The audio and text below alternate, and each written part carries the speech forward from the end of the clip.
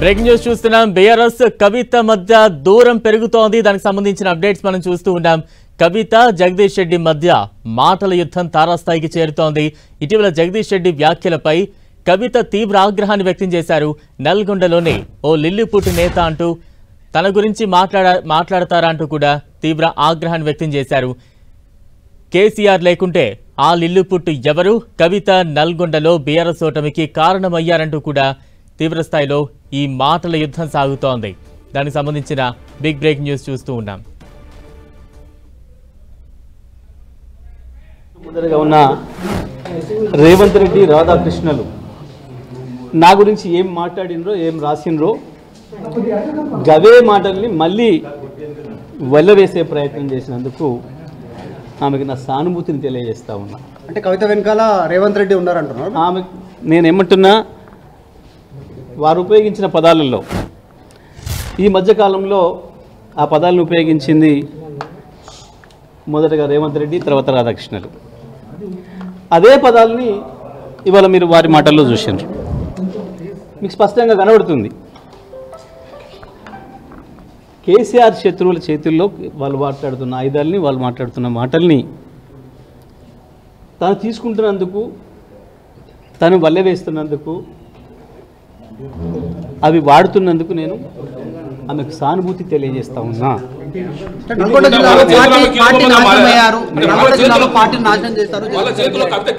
నేనేమంటున్నా, ఓకే, నల్లగొండ జిల్లాకు సంబంధించి 25 సంవత్సరాల కాలంలో జరిగిన ఉద్యమాలన్నిటికీ, వచ్చిన విజయాలన్నిటికీ నాదే బాధ్యత, నేనే కారకుణ్ణి అని కనుక వారు భావిస్తే ఈసారి జరిగిన ఓటమికి కూడా నేనే బాధ్యత వహిస్తా. నాకేం భయం లేదు. తప్పకుండా గెలుపు మాత్రమే నాది, ఓటమి నాది కాదని పారిపోయేవాడిని కాదు. నేను గెలుపుకు నేనే బాధ్యుని అయినప్పుడు ఓటమి కూడా నేనే బాధ్యుని, ఓటమికి నేనే బాధ్యుని అయినప్పుడు గెలుపు కూడా నేనే బాధ్యుని. 2001 నుంచి ఇప్పటి వరకు జరిగిన నల్గొండ జిల్లాలో జరిగిన ఉద్యమాలన్నిటికీ, గెలుపటంలన్నిటికీ నేను బాధ్యుని, అందులో నాకేం సందేహం లేదు. నేను ఒక్కరిని మాత్రమే కాదు. తప్పకుండా పార్టీ అనేది గొప్పది, పార్టీ అనేది పెద్దది. మన గెలుపోవడంలకు అన్నిటికీ పార్టీ ఉంటుంది తప్ప మనం వ్యక్తులుగా ఏదో చేస్తామని ఎవరు అనుకుంటే అది వాళ్ళ భ్రమ. కొంతమంది తమకు తాము ఎక్కువ ఊహించుకొని ఏదేదో అయిపోతారు. కానీ నేను అట్లా అయిపోను కాదు. నేను పార్టీ సైనికుణ్ణి, పార్టీలో క్రమశిక్షణ గల సైనికుల్ని 25 ఏళ్ళుగా. ఆ విషయం కేసీఆర్ గారే ఎన్నో సందర్భాల్లో చెప్పాను, మీ అందరి సాక్షిగా. కాబట్టి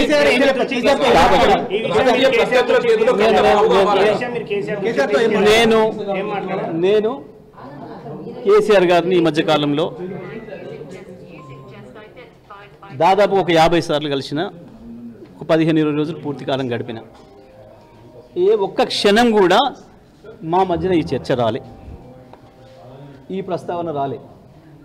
నేను అదే విషయాన్ని మీడియా మిత్రులు అడిగినప్పుడు చెప్పిన, ఒక సెకండ్ కూడా మా మధ్యన ఈ చర్చలు రాలేదు. అందుకే మీరు ఆమె గురించి ఏమడిగినా అది వృధా తప్ప ఇంకోటి కాదు.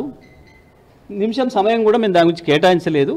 నిమిషం సమయం కూడా వృధా అనే మాటే చెప్పిన తప్ప నేను ఇంకోటి చెప్పలే. కేసీఆర్ దగ్గర నేను ఏం మాట్లాడిను, అది రాలేదు కాబట్టి చెప్పిన. నేను దాంట్లో ఏం పెద్ద ఆశ్చర్యమేం లేదు, దాంట్లో మాట్లాడకూడదు ఏం లేదు, లేకపోతే అన్పార్లమెంటరీ లేదు, ఇంకొకటి లేదు. కేసీఆర్ గారి గురించి వెళ్ళి కేసీఆర్ దగ్గర మేమేం మాట్లాడినాం అదే చెప్పినాం. బరకచెర్ల గురించి మాట్లాడినాం, కాళేశ్వరం నీళ్ళ గురించి మాట్లాడినాం, ఎరువుల గురించి మాట్లాడినాం, దెబ్బతింటున్న వ్యవసాయ రంగం గురించి మాట్లాడినాం, ఎట్లా కాపాడుకోవాలి నీళ్లను, గోదావరిని, బనకచెర్ల విషయంలో ఎట్లా ముందుకు పోవాలి, ఏ రకంగా దాన్ని ఆపాలి, ప్రజా ఉద్యమాల పట్ల ఎట్లా నిర్మాణం చేయాలి, కోర్టుల ద్వారా ఎట్లా ఆపాలి, గీ తపన తప్ప మాకు గీ ప్రయత్నం తప్ప కేసీఆర్ గారి దగ్గర ఇంకా ఏ చర్చ రాలేదు. కాబట్టి నేను ఎక్కడన్నా ఒక 2 సందర్భాల్లో విలేకరుల మిత్రులు అడిగినప్పుడు అదే మాట చెప్పిన. నేను సూర్యాపేటలో 100 సార్లు మాట్లాడినా, మీరు 1000 సార్లు ప్రశ్న వేసినా నా సమాధానం ఒకటే. కేసీఆర్ గారిని నేను ఇప్పట్లో కలిసిన సందర్భాలలో ఏ ఒక్క రోజు కూడా మాకు వ్యవసాయ రంగానికి సంబంధించి, గోదావరి జలాలకు సంబంధించి, బనకచెర్లకు సంబంధించి, కాళేశ్వరం జలాలను నీళ్ళ పొలాలకు ఇచ్చే సంబంధం గురించి, రైతుల సమస్యలు ప్రధానంగా ఈ మధ్యకాలంలో రైతులు ఎదుర్కొంటున్న ఎరువుల సమస్య గురించి గివి తప్ప రాజకీయ విషయాలు మాట్లాడలేదు. కేసీఆర్ లేకపోతే ఎవరూ లేము, అందులో సందేహం ఏముంది? దాంట్లో పెద్ద ఆశ్చర్యం ఏముంది?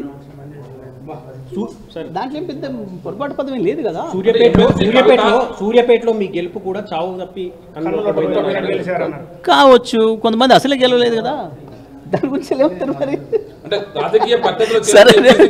చావు తప్పితో పోయిదో ఏదో ఒకటి గెలిచినా కదా, మరి అసలే ఓడిపోయిన గురించి అడగపోయారు మీరు, అది ఎందుకు జరిగింది అని.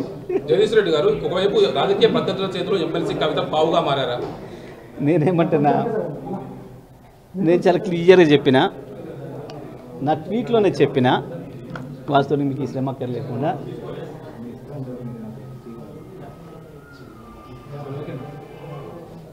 రేవంత్ రెడ్డిలు, రాధాకృష్ణలు ఈ మధ్యకాలంలో నా గురించి మాట్లాడిన పదాలు మరొకసారి వల్లవేసే ప్రయత్నం చేసినందుకు వారికి నా సానుభూతిని తెలియజేస్తున్నా అని చెప్పిన. It is very clear. KCR ఏం మాట్లాడారు సార్? కేసీఆర్ కలిసారు గజ్వేల్, ఇప్పుడు వెళ్ళి అక్కడి నుంచి వస్తూ ఉన్నారు. కేసీఆర్ ఈ సందర్భం చర్చకు వచ్చిందా? కవిత కామెంట్ చేసిన అంశం నేను చెప్పినది ఈ రోజే కాదు, ఏ రోజు కూడా ఆ అంశం మా మధ్య చర్చకు రాలేదు. నేను ఇదే విషయాన్ని చెప్పిన, ఎవరు అడిగినా ఇదే విషయాన్ని చెప్పిన. నేనేమంటున్నా, ఈ విషయాలు ఏది మేము ఎప్పుడు చర్చించలేదు.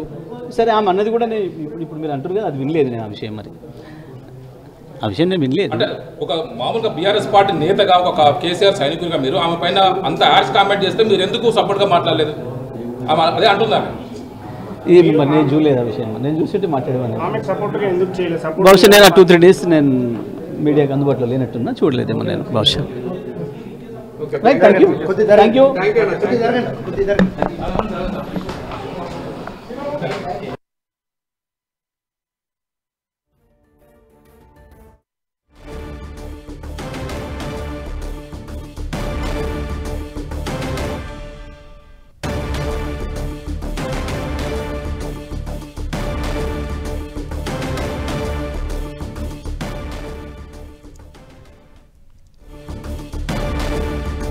బీఆర్ఎస్ కవిత మధ్య కొంత దూరం పెరుగుతున్నట్టుగా అనిపిస్తోంది.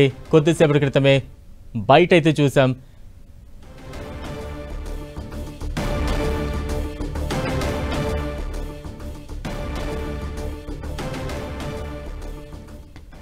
కవిత జగదీష్ రెడ్డి మధ్య మాటల యుద్ధం అయితే కొనసాగుతోంది. కొద్దిసేపటి క్రితమే దానికి కౌంటర్గా జగదీష్ రెడ్డి ఇచ్చిన కౌంటర్ని అయితే మనం చూసాం. దానికి